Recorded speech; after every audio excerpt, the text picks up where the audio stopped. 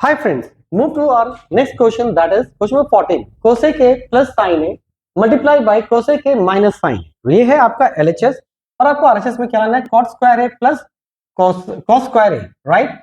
अब आप ध्यान से अगर देखोगे LHS को तो यही दिया गया है, तो this is first term plus second term, first term minus second term, तो आपका क्या हो गया a प्लस बी और a माइनस बी का फॉर्मूला क्या होता है a square minus B square, right.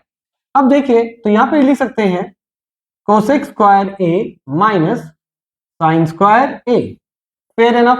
अब आरएचएस को टारगेट कीजिए, यहां पे क्या है कॉट है, इजंट इट। और कोसेक से देखिए एक रिलेशन है कॉट का, तो कोसेक को ये माइनस है तो उधर गया तो प्लस हो जाएगा, तो क्या है right 1 plus cot square A minus sine square A, isn't it. Now अब देखिए ये जो कॉट है स्क्वायर ए, इजंट इट, ये वन को पीछे शिफ्ट कीजिए तो plus 1 minus sine square A, इसको ब्रैकेट में डाल दीजिए।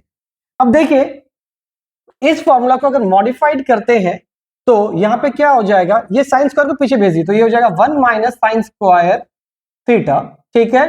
तो इजिकल टू क्या बच जाएगा कॉस स्क्वायर थीटा, तो यहां पे वही है, तो 1 माइनस साइन स्क्वायर थीटा को यानी कि 1 माइनस साइन स्क्वायर ए को हम लोग क्या लिख सकते हैं कॉट स्क्वायर ए प्लस ये हो जाएगा क्या cos square A which is your RH, hence proved.